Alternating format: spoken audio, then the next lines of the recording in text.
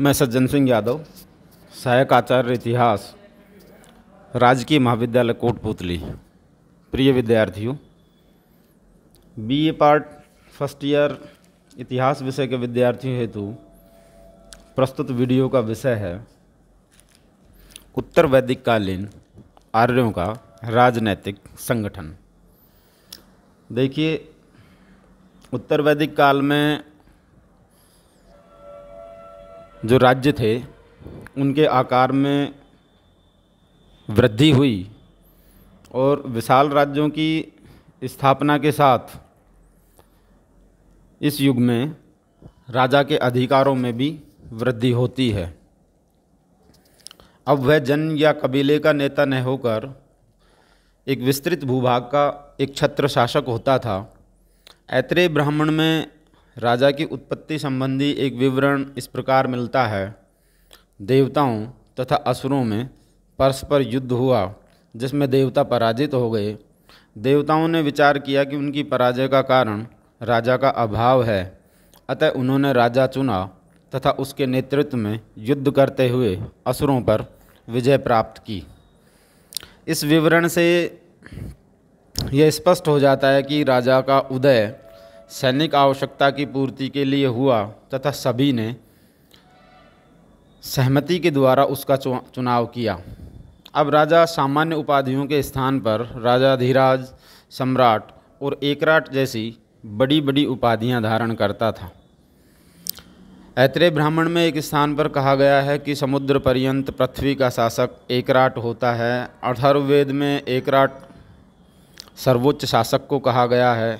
राजसूय तथा अश्वमेध जैसे विशाल यज्ञों का अनुष्ठान कर सम्राट अपनी शक्ति का प्रदर्शन करते थे।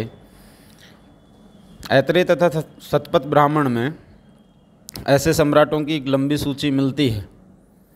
राजा देवता का प्रतीक समझा जाने लगा।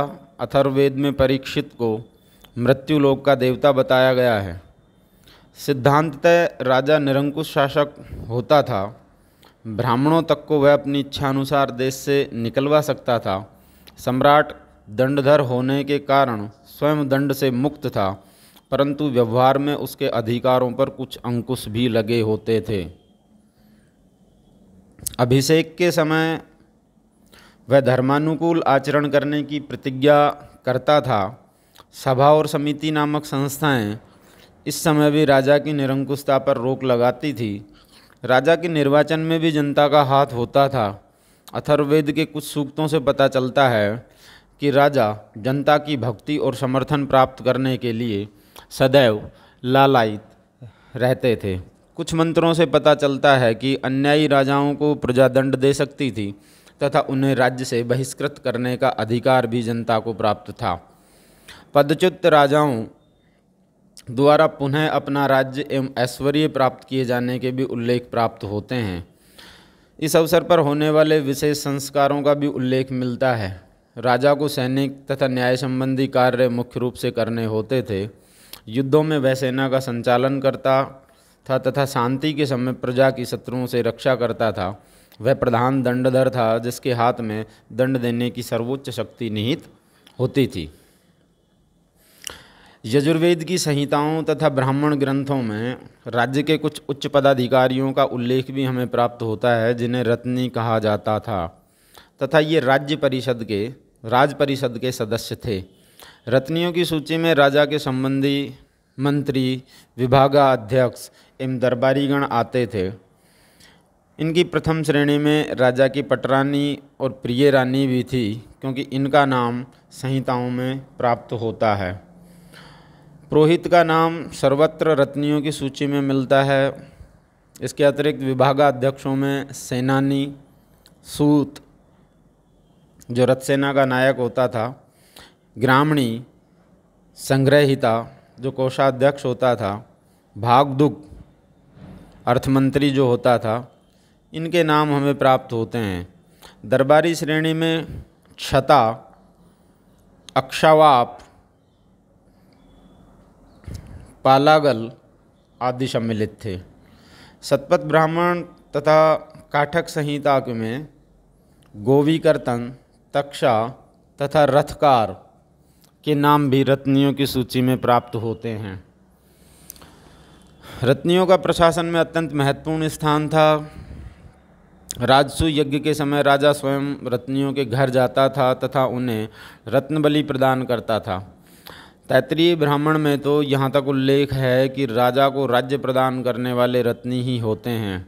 इसके अतिरिक्त स्थापति एवं सतपति नामक दो प्रांतीय पदाधिकारियों के नाम भी उत्तर वैदिक काल में मिलते हैं जो रत्नी नहीं थे। स्थापित सीमांत प्रदेशों का प्रशासक अथवा न्यायाधिकारी था और शतपति संभवतः 100 ग्रामों के समूह का अधिकारी होता था।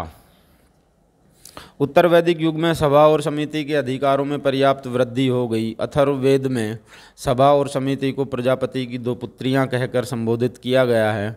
इन दोनों संस्थाओं के स्वरूप के विषय में खासा विवाद है। लुडविग का विचार है कि सभा उच्च सदन थी जिसमें पुरोहित तथा कुलीन लोग भाग लेते थे। इसके विपरीत समिति निम्न सदन थी जिसमें जनसामान्य के प्रतिनिधि बैठते थे। जीमर महोदय का मत है कि सभा ग्राम संस्था थी तथा समिति संपूर्ण जन की केंद्रीय समिति होती थी।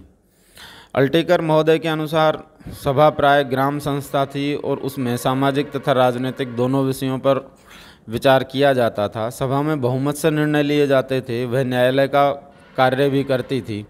समिति का स्वरूप केंद्रीय शासन की व्यवस्थापिका सभा के समान था। यह सभा से बड़ी जनता की संसद होती थी। केंद्रीय शासन तथा सेना पर समिति का बहुत अधिक प्रभाव था। समिति के समर्थन पर ही राजा का भविष्य निर्भर करता था। समिति के विरुद्ध हो जाने पर राजा की स्थिति संकटपूर्ण हो जाती थी, किंतु इसकी रचना एवं कार्य पद्धति के विषय में हमें कुछ भी ज्ञात नहीं है। संभवतः इसका स्वरूप एवं कार्य पद्धति गणराज्यों की केंद्रीय समितियों जैसा ही रहा हो, जिसमें सैनिक एवं कुलीन वर्ग के प्रमुख व्यक्ति भाग लेते थे। संहिता और ब्राह्मण काल तक आते आते समिति का प्रभाव कम हो गया और यह केवल परामर्शदायिनी परिषद ही रह गई। सभा और समिति के साथ साथ उत्तर वैदिक युग में हमें विदत नामक एक अन्य संस्था का भी उल्लेख प्राप्त होता है।